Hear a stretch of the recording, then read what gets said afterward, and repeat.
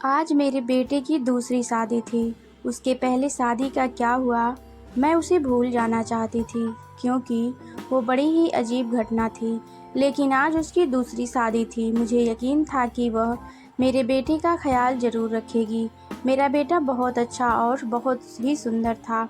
वो इस परिवार का एकमात्र वारिस था। सभी उसे प्यार करते थे, इसलिए किसी को भी यह बात अजीब नहीं लग रही थी कि उसकी दूसरी शादी इतनी जल्दी हो रही है।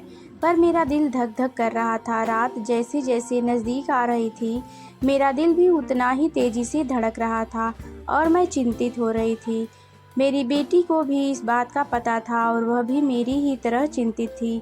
वह बोली कि अगर आज भी ऐसा ही हुआ तो फिर क्या होगा। मैंने कहा, अपने मुंह से कुछ अच्छा निकालो, मैं पहले से ही चिंतित हूँ। अब तो सभी मेहमान भी आ गए हैं। पिछली बार देश में महामारी के कारण इतने लोगों को आमंत्रित नहीं कर सके थे, लेकिन इस शादी में सभी रिश्तेदार बहुत उत्साह के साथ आए थे।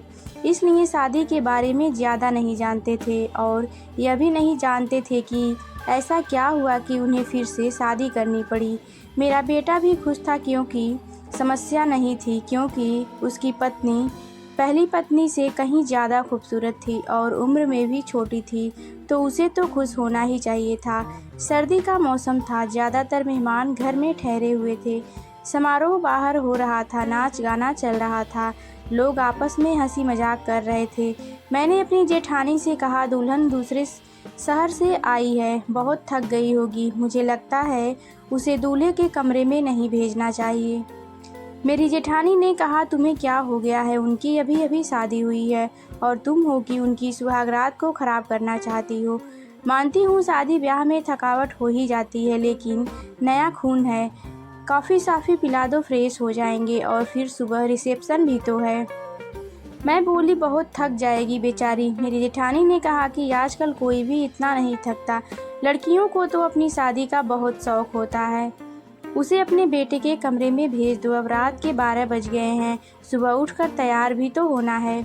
मुझे नहीं पता कि तुम इतना टाइम क्यों लगा रही हो। सभी रस्में हो चुकी हैं, हर कोई नाच गाकर थक गया है। बेचारी दुल्हन भी कमरे में जाना चाहती है। मेरी जेठानी तो वैसे भी बाल के खाल निकालने में माहिर थी, सबसे बड़ी थी, इसलिए मशवरा कर लूं।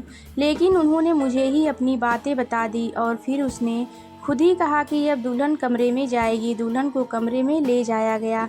बाकी सबको कमरे से निकाल कर मैं थोड़ी डरी और दुल्हन के पास ही बैठ गई। मैंने कहा, बेटा, तुम अपने परिवार में सबसे बड़ी हो, तुम बहुत ही धैर्यवान लड़की हो, इसलिए मैं तुम्हें पसंद करके आई थी। देखो बेटा, जब शादी होती है तो कुछ चीज़ ऐसी होती है जो हमें पसंद नहीं आई, लेकिन मेरी बच्ची तुम थोड़ा सब्र करना। उसने कहा कि मुझे समझ नहीं आ रहा कि आप क्या कह रही हैं। मैंने कहा कि अगर मेरा बेटा कुछ उल्टी सीधी बात करता है तो उसके बातों पर ध्यान मत देना, कमरे की बात कमरे में ही रखना। सुबह मुझे बता देना, मैं तुम्हारी प्रॉब्लम को सुलझाने की कोशिश करूंगी। मेरी बात सुनकर वो थोड़ा घबरा गई थी कि मैं किस विषय पर बात कर रही हूँ। वह थोड़ा घबराई हुई सी बोली। फिर उसने कहा, ठीक है, मैं पूरी कोशिश करूँगी।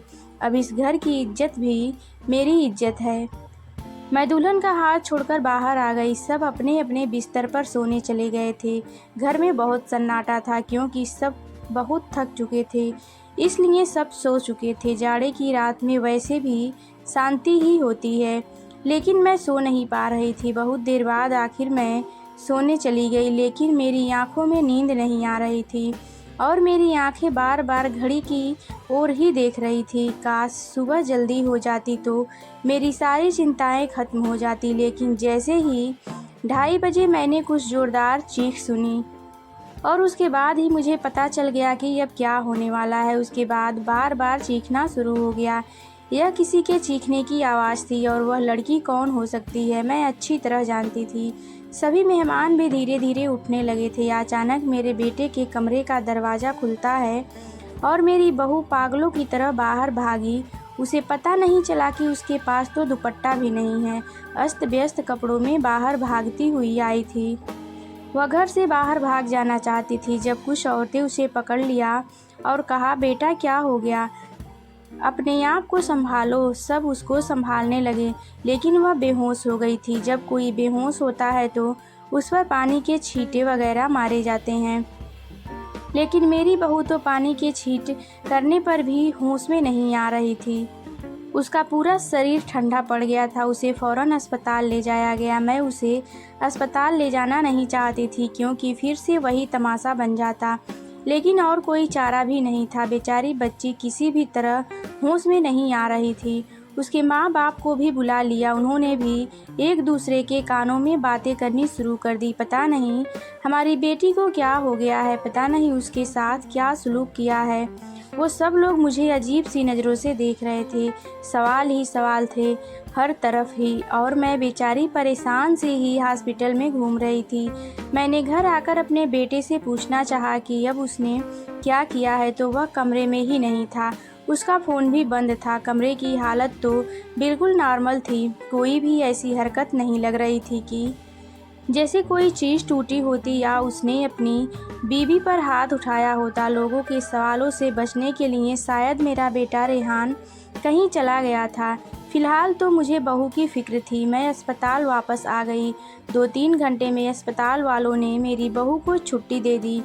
मेरी बहू हमारे घर नहीं आना चाहती थी। वह बहुत ज़्यादा घबराई हुई थी, लेकिन उसकी माँ ने समझाया कि तुम्हारे ससुराल ही चलते हैं, नहीं तो लोगों को मैं क्या जवाब दूंगी। लोग तरह तरह की बातें बनाएंगे। मैंने भी अपनी बहू को समझाया कि बेटा, सुबह मुंह दिखाई की रस्म पूरी हो जाए, फिर अपनी माँ के घर चली जाना। मैं तुम्हें नहीं रोकूंगी। मेरी बात सुनकर मेरी बहू गुस्से में आ गई और बोली, भाड़ में गई आपकी रस्में। मैं आपके घर में एक पल के लिए भी नहीं रहूंगी। मैं अपने घर जाऊंगी, और मुझे अपने घर जाने से ना कोई समाज रोक सकता है, ना कोई कानून। मैं एक पढ़ी लिखी लड़की हूँ, और मुझे अपनी ज़िंदगी अपने तरीके से जीने का हक है। मुझे आपके बेटे के साथ एक पल भी नहीं रहना। मेरी बहू ने अपना फैसला सुना दिया था। मैं चुपचाप आंखों में आंसू लिए उसे देखते रही। यह तो पहले भी हो चुका था, जब रेहान की पहली शादी हुई थी। मेरी पहली बहू के साथ भी वही हुआ था। वह मेरी पसंदीदा लड़की थी। वह मेरी बेटी की दोस्त थी, और वह उसे बहुत पसंद करती थी। वह उसे बहुत खुशी के साथ घर लेकर आई थी। इन लोगों ने हमारा बहुत सहयोग किया था। वो एक अमीर पिता की बेटी थी। वो बहुत अच्छी लड़की थी। मुझे भी उसका घराना अच्छा लगता था। कुछ ही दिनों में मैंने महसूस किया था कि जैसे वो रेहान को पसंद करने लगी है, और शायद इसीलिए रिश्ता भेजा गया था। लेकिन शादी के बाद उसके साथ भी ऐसा ही हुआ था। शादी की पहली रात वह भी चिल्लाते हुए कमरे से भागी थी, और उसके बाद मेरे बेटे की शक्ल देखने से भी मना कर दिया था। सबने उसे बहुत समझाया कि बेटा, अपनी ज़िंदगी के बारे में तो सोचो, लेकिन उसने कहा कि मेरी ज़िंदगी तो बर्बाद हो गई है। और अब इस लड़की को भी समझाया जा रहा था, लेकिन वह भी कह रही थी, मैं नहीं रहूँगी आपके बेटे के साथ। मेरा बेटा भी कोई जवाब नहीं दे रहा था। पता नहीं कहाँ चला गया था। लड़की का बाप बार बार कह रहा था कि उस व्यक्ति को बुलाओ, हम उससे पूछें कि उसने हमारी बेटी के साथ क्या किया है। सब उसी पर सवालों की बौछार कर रहे थे, लेकिन उसने चुप्पी साध रखी थी, कुछ भी नहीं बोल रहा था। सब खामोश हो गए। लड़की के माँ बाप भी रेहान को भला बुरा बोला और धमका कर चले गए। वह अपनी बेटी को भी साथ ले गए। अच्छा खासा तमाशा हो गया। लड़की के माँ बाप ने हमारी बेइज्जती करने में कोई कसर नहीं छोड़ी थी, लेकिन रेहान अपने मुंह से एक शब्द भी नहीं बोल रहा था। रेहान के पिता तो पहले ही इस दुनिया से जा चुके थे। सारी बेइज्जती मुझे अकेले ही सहनी पड़ी। घर में जमा लोगों ने भी हमें अच्छे खासे बातें सुना डाली थी। लड़की की माँ तो काबू में ही नहीं आ रही थी। वो मुझे भला बुरा कह रही थी, लेकिन उसमें उस बेचारी की क्या गलती थी। आखिर उसकी बेटी की ज़िंदगी तबाह हो गई थी। आज खुद को बहुत अकेला महसूस कर रही थी मैं। काश रेहान के पिता होते तो इतनी जल्दी हिम्मत ना हारती। लोगों के ताने को मैं अकेले ही सुनती रही। रेहान बड़ा था। रेहान से छोटी मेरी एक बेटी थी जो कॉलेज में पढ़ाई करती थी। सब लोग आपस में कहा-सुनी कर रहे थे। रेहान को लेकर तरह तरह की कहानी बनाई जा रही थी। कोई कह रहा था पता नहीं रेहान शायद पागल है, तो कोई कह रहा था लगता है रेहान दिमागी मरीज है। तो कोई कह रहा था पता नहीं उसने नई दुल्हन के साथ ऐसा क्या किया कि वह इतना ज़्यादा डर गई। जितनी मुँह उतनी बातें थी, लेकिन मेरे पास इन सब का कोई जवाब नहीं था। जब लोगों को बेवजह बातें बनानी हो तो वह खुद की कहानी बना लेते हैं, और खुद की बनाई हुई उल्टी सीधी कहानी सच में ज़्यादा खतरनाक होती है। लेकिन समस्या तो यह थी कि सच तो मुझे भी नहीं पता था कि ऐसा क्या था कि सुहागरात को ही मेरी बहुएं मेरे बेटे के कमरे से चीखती हुई भागती थीं। वो लड़की ने भी तो मुझे कुछ नहीं बताया था। मैंने खुद ही अपने मन में सोचा, हो सकता है उसने अपने माँ बाप को कुछ बताया हो। सच जानने के लिए मैंने उनके घर फ़ोन कर दिया। भले ही वह हमसे रिश्ता ख़त्म कर गए थे, लेकिन इंसानियत के नाते ही मैंने उनका हाल चाल लेने के लिए फ़ोन किया। फ़ोन लड़की की माँ ने उठाया था। मैंने पूछा, अब कैसी तबीयत है आपकी बेटी की? मेरी आवाज़ सुनते ही वह भड़क गई थी और बोली थी, मेरी बेटी अब तक ठीक नहीं हुई है। खबरदार जो आगे से आपने फ़ोन किया। यह सुनकर मैं बहुत ज़्यादा परेशान हो गई थी। मेरी पहली बहू के साथ भी ऐसा ही हुआ था। मेरी बेटी ने बताया था कि वह कम से कम 6-7 महीने तक बीमार रही थी। आखिर क्या प्रॉब्लम थी मेरे बेटे को? मुझे कुछ भी समझ नहीं आ रहा था। क्या कमी थी कि उसकी पत्नियां उससे डर कर भाग जाती थी? रेहान से क्या बात करूं? रेहान तो बहुत ही सीधा साधा सा बच्चा था, बचपन से ही कम बोलने वाला था, लेकिन उसके अंदर कोई भी हरकत ऐसी नहीं थी जो अब नॉर्मल होती। रेहान मेरी पहली संतान थी। हमने उसे बहुत ही लाड प्यार से पाला था, लेकिन हमारे इतना लाड प्यार देने से भी वह बिगड़ा नहीं था। हाँ, उसे अपनी सुंदरता पर घमंड जरूर था। वो कहता, मेरी खूबसूरती और स्मार्टनेस के आगे सब पानी भरते हैं। उसको पहनने ओढ़ने का बहुत शौक था, अच्छे अच्छे ब्रांडेड चीज़ पहनना। पढ़ाई में भी अच्छा था, नौकरी भी टाइम से कर ली थी। अपनी बहन के लिए भी एक जिम्मेदार भाई था। अपनी बहन श्रुति को कॉलेज लेकर आता और वापस लेकर घर आता था। घर में खर्च के लिए पैसे भी देता। कभी मुझे ऊंची आवाज़ में बात नहीं करता था। उसके दोस्त भी कोई ऐसे नहीं थे जो मैं कहती कि गलत संगत में पड़ गया है। कोई नशा वगैरह भी नहीं करता था। बस उसके कुछ गिने चुने ही दोस्त थे। एक सबसे अच्छा दोस्त था जो बाहर विदेश में रहता था। कभी कभी उससे फ़ोन पर बात भी होती थी। मुझे भी अपने दोस्त की बात करवाता था। कभी कभी मुझे कहता, मम्मी बहुत ही अच्छा लड़का है। सब मिलाकर सब कुछ नॉर्मल ही था। लेकिन यह जो 2 बार हुआ, यह बिल्कुल भी नॉर्मल नहीं था। पता नहीं मेरे बेटे में क्या कमी थी, ऐसा क्या करता था अपनी पत्नियों के साथ कि वह भाग जाती थी। दिन धीरे धीरे आगे सरकते गए। रेहान थोड़ा नॉर्मल हो चुका था। अब घर में थोड़ी बहुत बात भी करने लगा था। इस बार मैंने सोचा कि रेहान की तीसरी शादी कराऊं और ऐसी लड़की से कराऊं जो मुझे बताए कि आखिर सुहागरात के कमरे में रेहान ऐसा क्या करता है कि दुल्हन भाग जाती है। रेहान की दोनों पत्नियों से तलाक हो चुकी थी। मैं यह भी चाहती थी कि यह जो बहू आए मेरे घर में ही रहे, यहाँ से भाग कर ना जाए। मैं किसी की ज़िंदगी बर्बाद नहीं करना चाहती थी, क्योंकि मैं भी एक बेटी की माँ थी और मैं यह अच्छी तरह से जानती थी कि तलाक का धब्बा एक लड़की के लिए कितनी बड़ी बदनामी होती है। मैं बहुत सोच विचार के बाद इस नतीजा पर पहुँची कि रेहान की शादी एक शादीशुदा औरत से करवाऊँगी, जिसकी पहले से शादी हो चुकी हो और वह तलाकशुदा हो या फिर विधवा हो। और जल्दी ही मुझे ऐसी लड़की मिल भी गई। लड़की को भी शादी की जल्दी थी, इसलिए उन्होंने भी ज़्यादा छानबीन भी नहीं की। लड़की कम उम्र थी, लेकिन बहुत ज़्यादा सुंदर नहीं थी। बस वो ठीक थी, दुबली पतली और सामान्य से नाक नक्शे की लड़की थी। मैंने लड़की वालों को बताया कि मेरे बेटे की एक शादी हो चुकी है और मेरे बेटे की पत्नी कुछ समय ही रही, फिर वो छोड़कर चली गई थी। थोड़ा बहुत झूठ बोलना पड़ा, क्योंकि सच बताने की स्थिति में मैं बिल्कुल नहीं थी। लड़की वाले शादी के लिए राजी हो गए थे। मैंने रेहान को लड़की की फ़ोटो दिखाई तो उसने शादी से साफ इनकार कर दिया। बोला, मुझे नहीं करनी शादी, इतनी सामान्य सी शक्ल सूरत की लड़की है, मुझे इससे शादी बिल्कुल नहीं करनी। रेहान की बात सुनकर मैंने उसे डांटते हुए कहा था, चुप हो जा। जिस तरह की तेरी हरकतें हैं, उन हरकतों के चलते तो तेरी कभी भी शादी नहीं होनी चाहिए। लेकिन मैं एक माँ हूँ ना, इसलिए सोचती हूँ कब तक बैठी रहूँगी और तेरा ध्यान रखूँगी। मेरे जाने के बाद कोई तो ऐसा हो जिसके साथ तू अपनी ज़िंदगी गुजार सके। बोलते बोलते मेरी आंखों में आंसू आ गए। मेरी आंखों में आंसू देखकर रेहान चुप हो गया, शादी के लिए रजामंदी दे दी और उठकर कमरे में चला गया। कहीं ना कहीं रेहान के दिल में चोर जरूर था। वो मुझसे नज़रें चुरा रहा था, लेकिन इस बार मैंने भी तय कर लिया था कि मैं सच जान कर रहूँगी। मैंने पहले ही सोच लिया था कि इस बार मैं लड़की को अपने भरोसे पर ले आऊँगी, लेकिन उसे यह नहीं बताऊँगी कि पहले उसकी पत्नियाँ डरकर भाग गई थीं। उसे प्यार से समझा दूँगी, उसे भरोसा दिलाऊँगी कि अगर कुछ ऐसी वैसी बात है तो मुझे बताए, मैं उसकी समस्या का समाधान करूँगी। पर इस बार शादी का प्लान बहुत ही सादगी से करना था और फिर मैंने बहुत ही सादगी से रेहान की शादी कर दी। लड़की का नाम रिया था।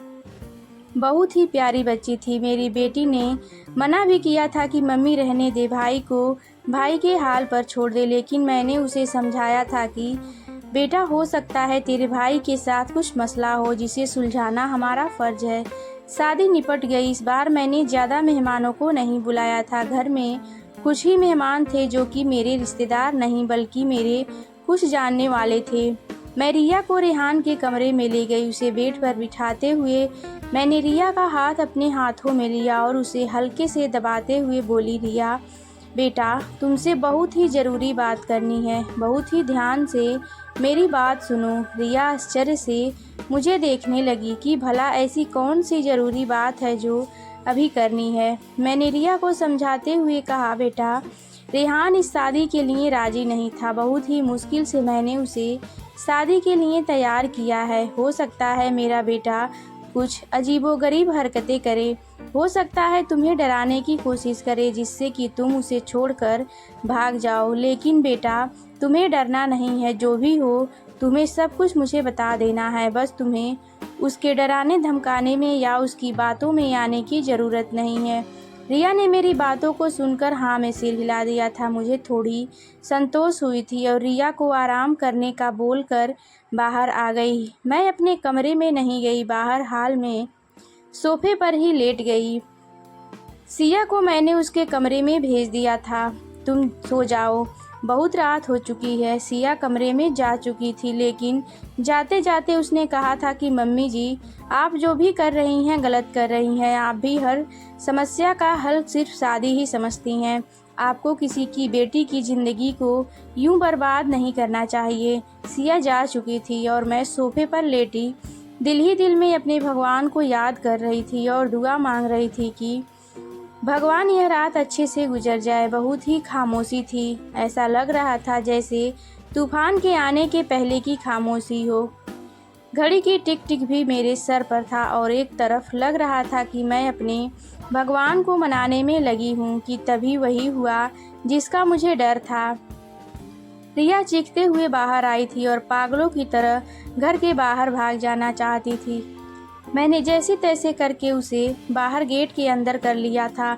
मैंने उसे जैसे तैसे समझा कर थोड़ा शांत किया था। वो कुछ बोलने की स्थिति में नहीं थी। जब थोड़ा शांत हुई तो बदहवासी में बोली कि आपको अपने बेटे की पहले मेडिकल जांच करानी चाहिए थी। अगर आप ऐसा कर लेती तो आपको और मुझे ये दिन देखना नहीं पड़ता। रिया तो बहुत ही समझदार थी, उसके पास तो कोई दूसरा ऑप्शन भी नहीं था। वो तो हर हाल में शादी को निभाने की सोचती, लेकिन रिया ने भी इस रिश्ते को नहीं निभाया और वो रेहान को छोड़कर चली गई। दूसरे दिन रिया के घर से फ़ोन आया कि अपने बेटे से कहकर हमारी बेटी को तलाक दिलवा दो, नहीं तो हम यह काम अदालत से भी कर सकते हैं। मैं फ़ोन पकड़े वहीं सोफे पर बैठ गई। यानी कि अब रेहान को कोई मजबूरी में भी अपनाने के लिए तैयार नहीं था। पहले मैं जो बहू लाई थी वह अमीर घराने की और सुंदर पढ़ी लिखी थी, लेकिन रिया तो विधवा थी, गरीब घराने की थी और बहुत ज़्यादा सुंदर भी नहीं थी। रिया को मैंने पहले ही सब कुछ समझा भी दिया था और तब भी वो इतना ज़्यादा बदहवास हो गई थी। आखिर ऐसी क्या कमी थी मेरे बेटे में? हम जो जेवरात दुल्हन को देते थे, दुल्हन के घर वाले शादी के दूसरे ही दिन वापस कर देते थे। मैं तो दहेज भी नहीं लेती थी। फिर आखिर ऐसा क्या था कि ऐसे खूबसूरत पढ़े लिखे और अमीर लड़के को छोड़कर भी लड़कियां भाग जाती थी।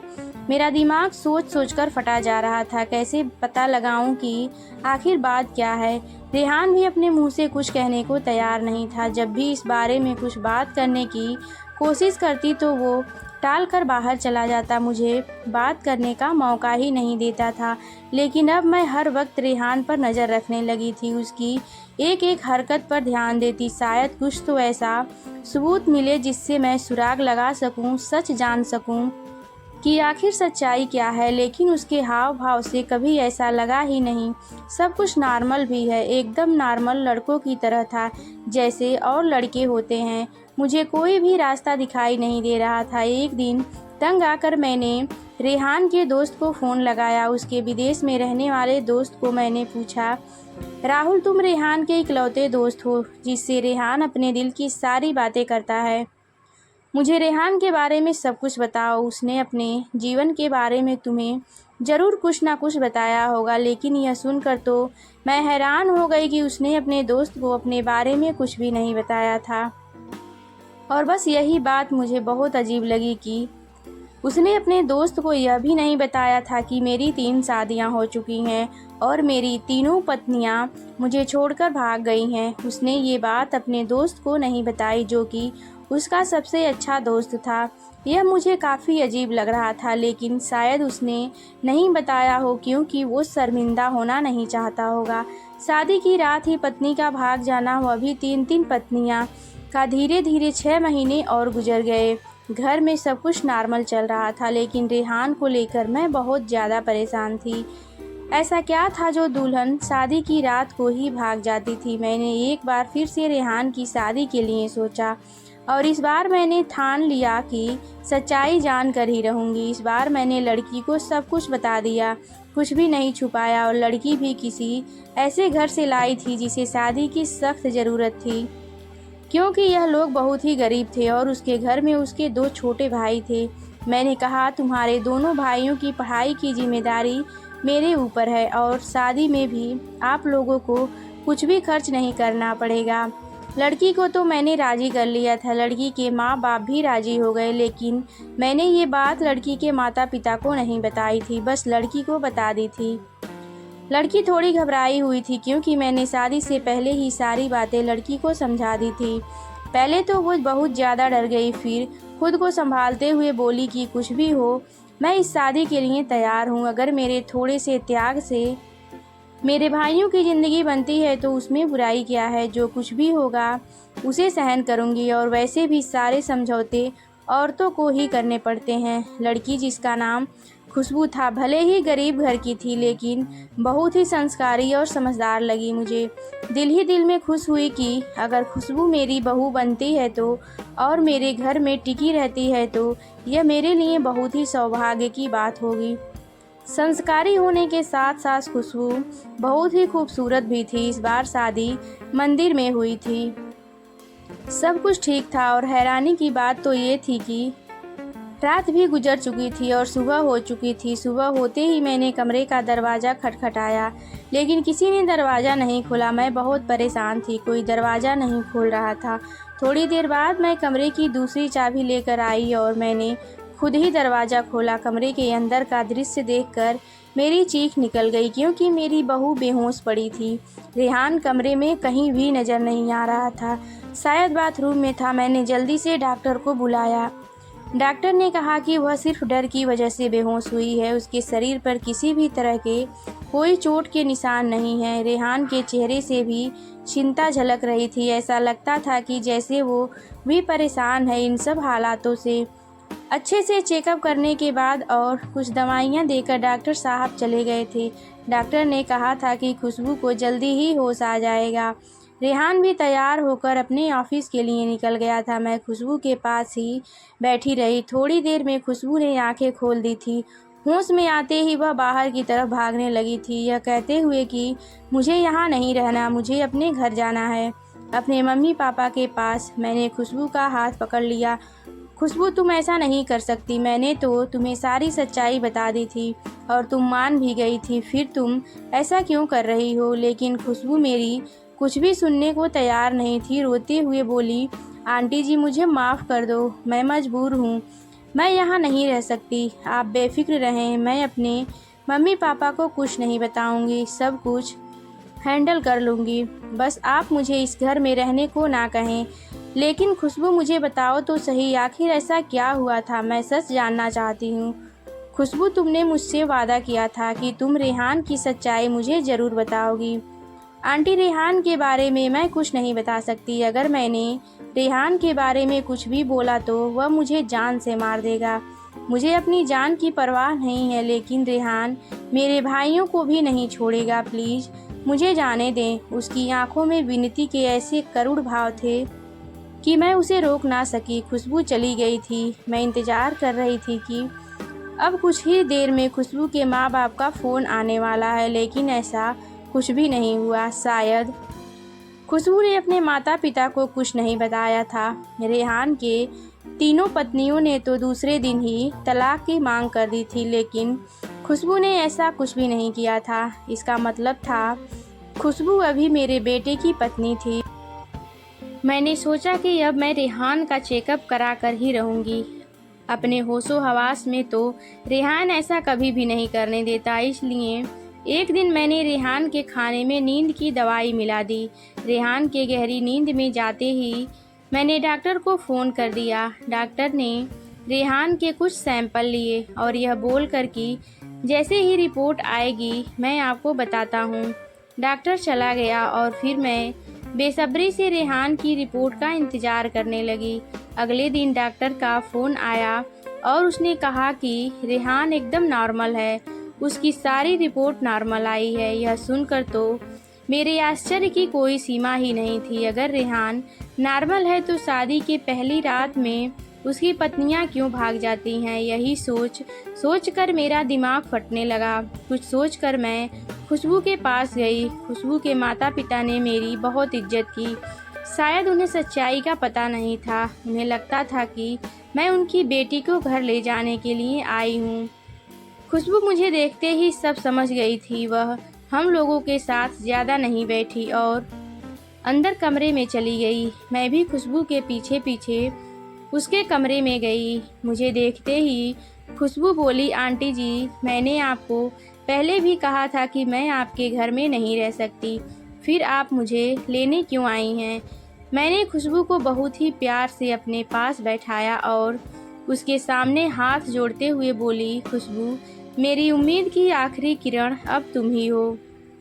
तुम ही मुझे बता सकती हो कि आखिर मेरे बेटे में क्या कमी है। एक मजबूर माँ तुमसे हाथ जोड़कर विनती करती है, प्लीज़ मना मत करना। मेरी आंखों में आंसू और मेरे जुड़े हुए हाथ देखकर खुशबू ने मेरे हाथों को थाम लिया और बोली, आंटी जी, मैं मजबूर हूँ, प्लीज़ आप मेरे सामने हाथ मत जोड़ें। जब खुशबू किसी तरह सच्चाई बताने के लिए राजी नहीं हुई तो मैंने खुशबू से कहा, ठीक है, तुम अपने मुंह से कुछ मत बताओ, मैं खुद अपनी आंखों से देख लूँगी, लेकिन तुम मेरी मदद तो कर सकती हो ना। तुम आज रात के लिए मेरे बेटे के कमरे में फिर से रुक जाओ। मैं सारी सच्चाई अपनी आंखों से देख लूँगी। पहले तो खुशबू डरती रही, लेकिन मेरे बहुत समझाने पर कही कि मैं तुम्हारे साथ रहूँगी, तुम्हें कुछ नहीं होगा। वह मान गई थी। मैं खुशबू को अपने घर ले आई। खुशबू के माता पिता ने बहुत ही खुशी से अपनी बेटी को विदा किया था। एक बार फिर से खुशबू को दुल्हन बनाकर मैंने रेहान के कमरे में बैठा दिया। रेहान को मैंने पहले ही फ़ोन कर दिया था कि खुशबू घर आ गई है, तुम भी ऑफिस से जल्दी आ जाना। आज मैं घर पर नहीं मिलूँगी, तुम्हारी मौसी की तबीयत खराब है, वहाँ जा रही हूँ और रात भर वहीं रहूँगी। मेरी बात सुनकर रेहान ने सिर्फ हाँ में जवाब दिया था और फ़ोन कट कर दिया था। मैं रेहान के कमरे में ही छुप कर बैठ गई थी। आज सब कुछ मैं अपनी आंखों से देख लेना चाहती थी। कुछ ही देर में दरवाज़ा खुला था और अंदर कमरे में रेहान दाखिल हुआ। उसने एक नज़र सजी संवरी बैठी खुशबू पर डाली थी और बिना कुछ कहे बाथरूम में घुस गया था। ऐसा लग रहा था कि जैसे खुशबू अभी उठकर भाग जाएगी। मैं भी सांस रोके आने वाली सिचुएशन के लिए खुद को तैयार कर रही थी कि तभी अचानक बाथरूम से किसी औरत के चीखने की आवाज़ आने लगी। खुशबू बेड से नीचे उतरकर खड़ी हो गई थी। डर से वह थर थर काँप रही थी। मैं भी हकबका कर खड़ी थी। अंदर तो रेहान गया था, फिर ये औरत की आवाज़ क्यों? तभी रेहान बाहर निकला और रेहान को देखते ही मैं बेहोश होते होते बची। उसने अपना हुलिया एकदम से बदल लिया था। उसने औरतों जैसे कपड़े पहन रखे थे, बहुत ही बेहुदा सा, या यूं कहिए कि बहुत ही डरावना सा मेकअप कर रखा था। आंखों में जैसे खून उतरा हुआ था। आवाज़ भी लड़की की तरह ही निकाल रहा था। तुमसे मना किया था मेरी ज़िंदगी में दोबारा मत आना। तुमने मेरी बात नहीं मानी। अब तुम अपनी मौत की खुद जिम्मेदार हो गई। बहुत ही भयानक हंसी हंसता हुआ रेहान खुशबू की तरफ बढ़ा था। खुशबू चीख मारती हुई मेरे पास आ गई थी। मैं भी बाहर आ गई थी और रेहान को रोकने की कोशिश कर रही थी। रेहान, क्या हो गया है तुम्हें? तुम होश में तो हो? रेहान ने मुझे जोर से धक्का दिया था। रेहान की भयानक हंसी मुझे बाहर तक सुनाई दे रही थी। मैं डर गई थी। खुशबू को अपने सीने से लगा रखी थी। हालांकि मैं खुद भी बहुत ज़्यादा सदमे में थी और डरी हुई थी। आंटी जी, मुझे बचा लीजिए। रेहान मुझे जिंदा नहीं छोड़ेगा। उसने मुझे कहा था अगर मैंने किसी को कुछ बताया तो वह मुझे मार डालेगा, साथ में मेरे भाइयों को भी। मुझे और मेरे भाइयों को बचा लो आंटी जी। कुछ नहीं होगा खुशबू, शांत हो जाओ। मैं सब कुछ संभाल लूँगी। मेरा दिमाग थोड़ा थोड़ा काम करना शुरू किया तो सबसे पहले ख्याल मेरे दिल में यही आया कि शायद रेहान पर किसी भूत का साया है। खुशबू को मैंने अपने रूम में ही सुला लिया था। सुबह उठते ही सबसे पहले मैंने अपने फैमिली डॉक्टर को फ़ोन किया था। 8 बजे डॉक्टर हमारे घर पर थे। मैंने उन्हें सारे हालात से अवगत कराया। साथ ही मैंने डॉक्टर से यह भी कहा कि मुझे लगता है रेहान पर किसी भूत का साया है। मेरी बात सुनकर डॉक्टर ने कहा था मुझे नहीं लगता ये किसी भूत का साया है। मुझे तो रेहान एक दिमागी मरीज लगता है। उस पर पागलपन के दौरे पड़ते हैं। जैसे मरीज तो किसी मूवी या किसी कहानी में डब किए जाते हैं और इसके कैरेक्टर में खुद को उतार लेते हैं। लेकिन आप टेंशन ना लें, इस मर्ज का इलाज है। अपनों के प्यार से और कुछ दवाइयाँ के जरिए मरीज ठीक हो जाता है। थोड़ा टाइम लगता है बट मरीज बिल्कुल पूरी तरह से ठीक हो जाता है। नई दुल्हन को देखकर रेहान पर पागलपन के दौरे पड़ते हैं। और यह दौरे रेहान को क्यों पड़ते हैं, इसका सुराग उसके कमरे से ही मिलेगा। एक बार सुराग हाथ लग जाएगा तो इसका इलाज हम अच्छे से कर सकेंगे। डॉक्टर मुझे तसल्ली देकर चले गए थे। खुशबू कमरे से जा चुकी थी। उसके बाद रात का खाना खाने के बाद खुशबू बोली कि मुझे लगता है मुझे यहाँ से अपने घर चले जाना चाहिए। खुशबू के सर पर प्यार से हाथ रखकर मैं बोली, खुशबू बेटा, सबसे पहले तो तुम मुझे आंटी कहना बंद करो। तुम मुझे मम्मी जी कहो। और दूसरी बात, अब यही तुम्हारा घर है। इतना सब कुछ अपनी आंखों से देखने के बाद भी आप ये कैसे कह सकती हैं? खुशबू ने हैरानी से पूछा। मैंने खुशबू से कहा अभी डॉक्टर से मेरी बात हुई है। रेहान बिल्कुल ठीक हो जाएगा, बस उसे थोड़े से प्यार और थोड़ी सी देखभाल की ज़रूरत है जो हम दोनों मिलकर उसे देंगे। मेरा यकीन करो, रेहान बहुत ही अच्छा लड़का है, तुम्हें बहुत ही प्यार से रखेगा।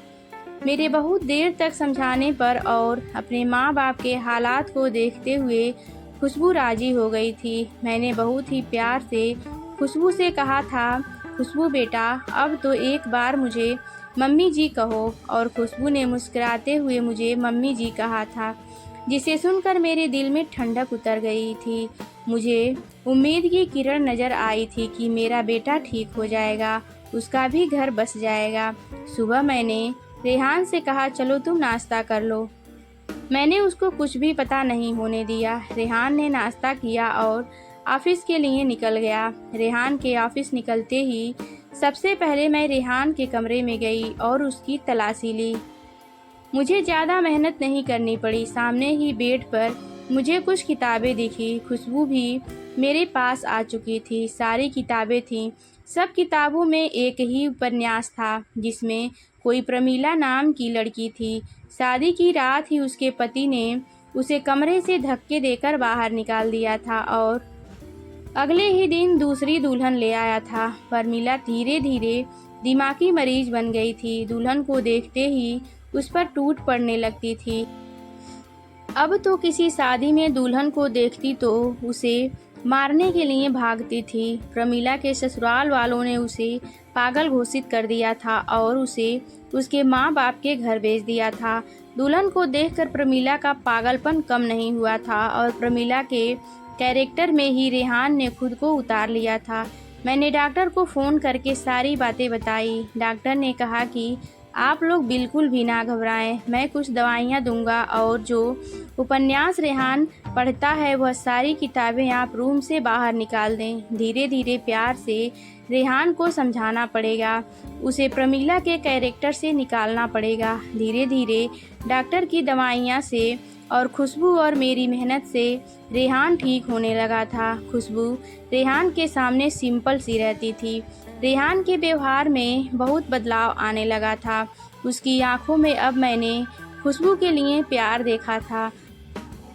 खुशबू कहीं भी जाती रेहान की निगाहें उसका पीछा करती थी। रेहान का इलाज चलते आज 3 महीने हो चुके थे।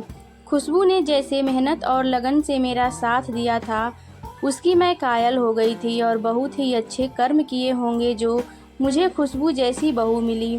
खुशबू अभी मेरे साथ मेरे कमरे में ही सोती थी, लेकिन आज मैंने सोच लिया था कि सब कुछ फाइनल हो जाना चाहिए। मुझे पूरा विश्वास है कि रेहान बिल्कुल ठीक हो चुका है। मैंने खुशबू से कहा था कि खुशबू आज तुम्हें आखिरी काम करना पड़ेगा, इसके बाद तुम्हारी ज़िंदगी में खुशियाँ ही खुशियाँ होंगी। खुशबू मेरी तरफ देखने लगी। फिर मैंने उसे समझाया कि खुशबू आज तुम्हें दुल्हन बनकर रेहान के कमरे में बैठना होगा।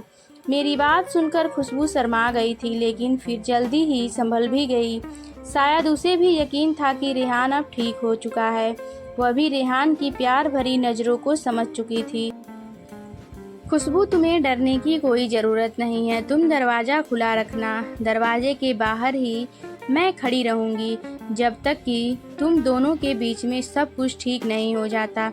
जैसे ही तुम्हें कुछ गलत लगे तो फ़ौरन बाहर आ जाना। रात को रेहान के आने से पहले ही मैंने खुशबू को दुल्हन की तरह सजाया। रेहान के बेड को भी बहुत ही खूबसूरती से सजाया था मैंने।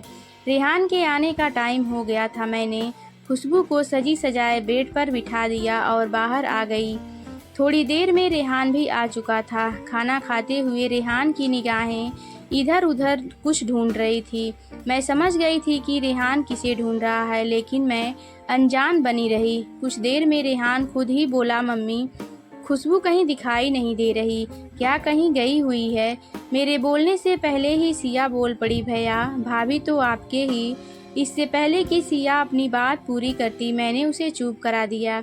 मैंने मुस्कुराते हुए कहा, रेहान तुम पहले खाना खत्म करो, उसके बाद अपने कमरे में जाओ तो अपने आप तुमको सवाल का जवाब मिल जाएगा। खाना खाने के बाद रेहान अपने कमरे में चला गया।